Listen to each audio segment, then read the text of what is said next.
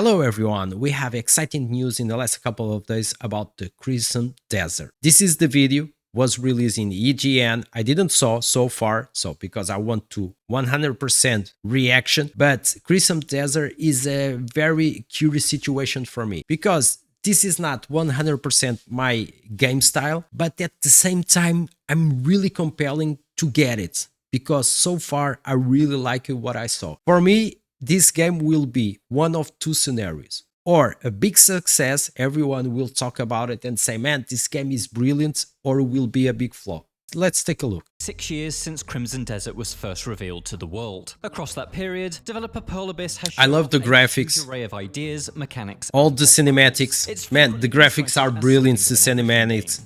Love it, the ambience. Sky islands, mechanical dragons, wrestling moves, interdimensional gateways, interacting elemental effects, and even a Spider-Man web swing. But the more that's been revealed, the more there's been the sense that Crimson Desert may be a lot of pieces in need of a whole. Finding that complete picture was my main objective when I visited Pearl Abyss's studio in Seoul for this month's IGN First. And while I can't say I found it yet, multiple hours of I love this mechs paint style, love it. Strange as you'd expect. In fact, Crimson Desert feels pretty straightforward. My only concern is the gameplay.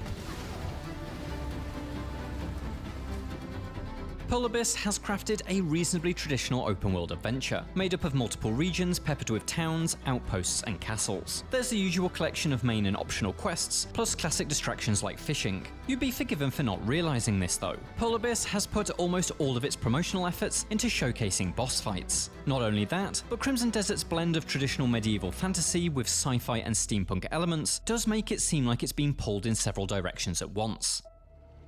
In order to destroy such a weapon, That can be great, but at the same time, they have to be careful. When you're on the ground and seeing how all these elements interact though, it doesn't feel quite so alien. The continent of Pywell is perhaps less like a typical Tolkien-esque fantasy world and more akin to Dungeons & Dragons, a setting that, in recent years, was host to a Mad Max-like vehicular chase through hell. Pearl Abyss's design team explained that they wanted But the design team, the ambience, it's amazing, I love it. More futuristic than others. And note that some of Pywell's leaders may be more resistant to the advancement of technology than others, a conflict that'll be explored through various faction quests. All this means that the variety doesn't feel artificial or there simply for the sake of being wild, even when you're at the controls of a flying battle robot, which was, of course, designed by Dwarven engineers.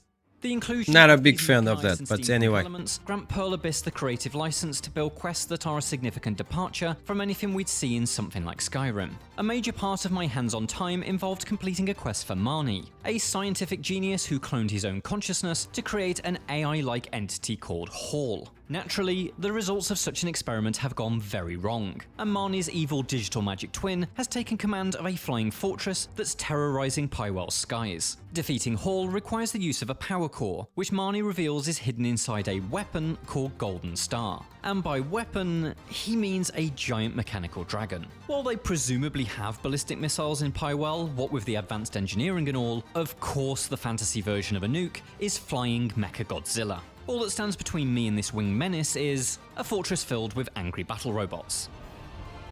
Esse aqui é o preço do GPT-4. Esse aqui é o preço Esqueci de do ver esta Claude. merda. Esse do Gemini, esse do...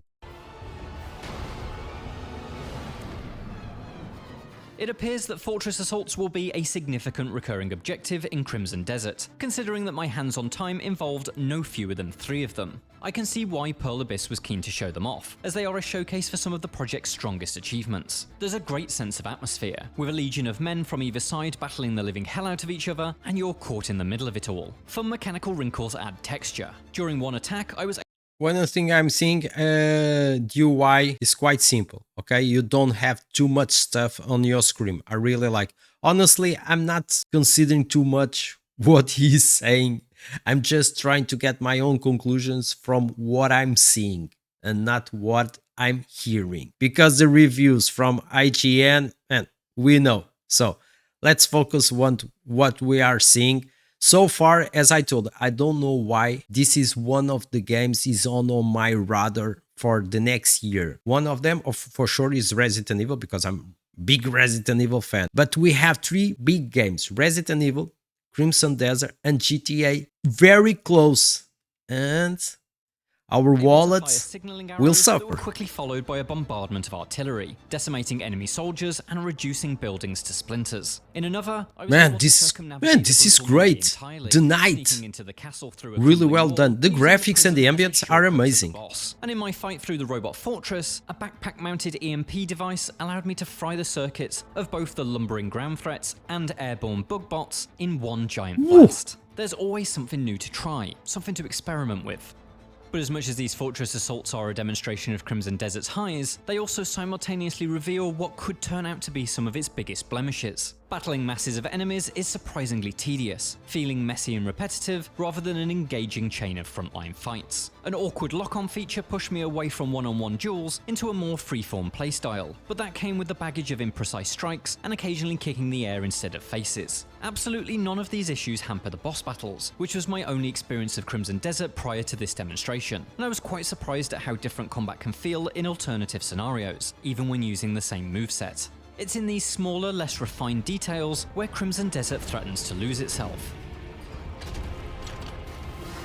That is only my concern. This is the gameplay. There are occasions where you need to pick up and manipulate objects, such as planting a banner to inspire your allies. Doing so requires standing still, turning to face the object, activating a focus mode, rapidly tapping a button to lift your target, and then finally using your telekinetic powers to manually move it. All of this is a slightly baffling annoyance when erecting flags, but it turns into a genuine frustration in the middle of a boss battle, when you're desperately trying to swing a fallen masonry column during the precious few seconds when the boss is stunned.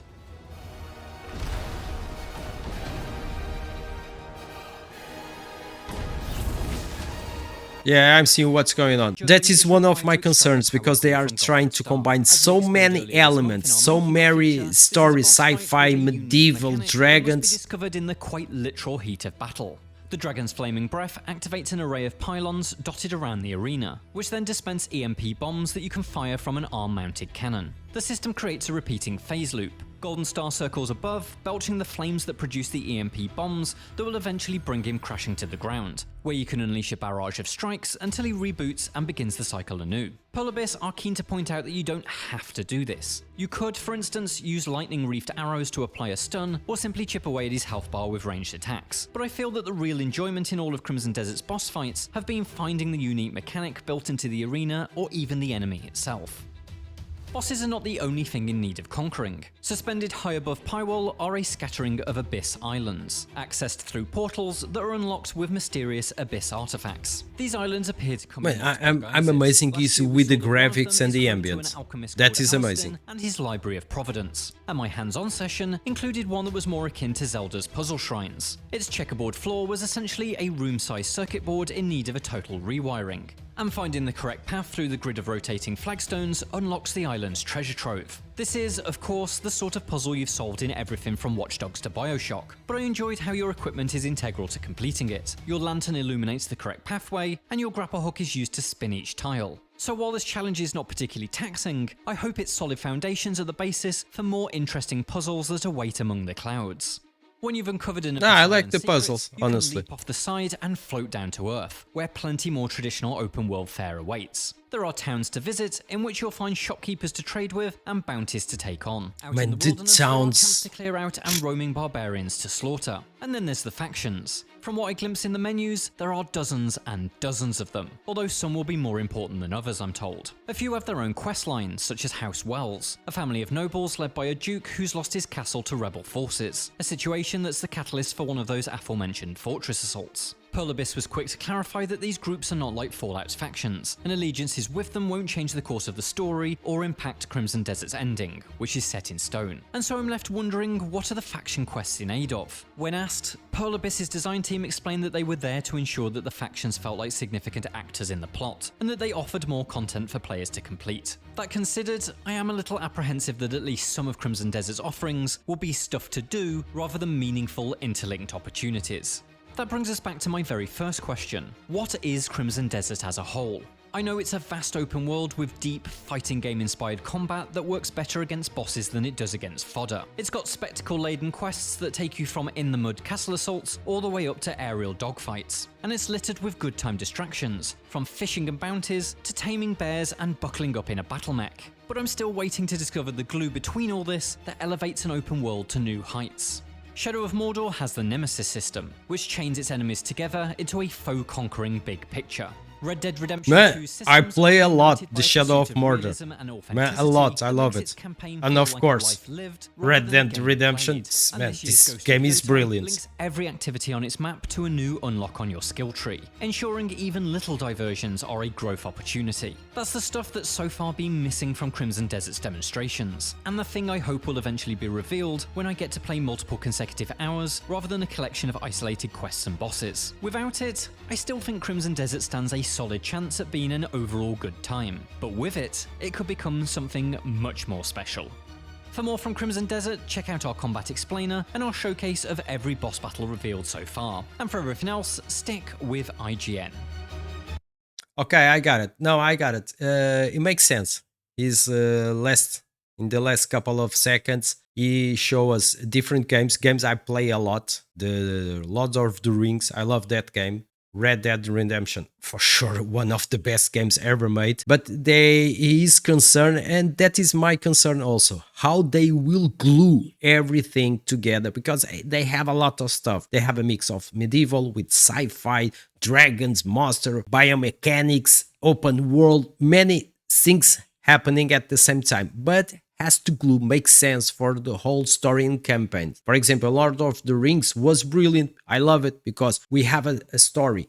Okay, we know exactly all the pieces coming together. Red Dead Redemption, the same. The story is one of the best stories in probably in the game's history, because that game is brilliant. This is one of my concerns. As I told, visual and graphics, this game looks amazing. Love it. Love it. I'm really compelling to get the game. But my concern is the gameplay and how everything works together and the combat system. That's why I'm balancing right now if I will get pre-order or if I wait the game release.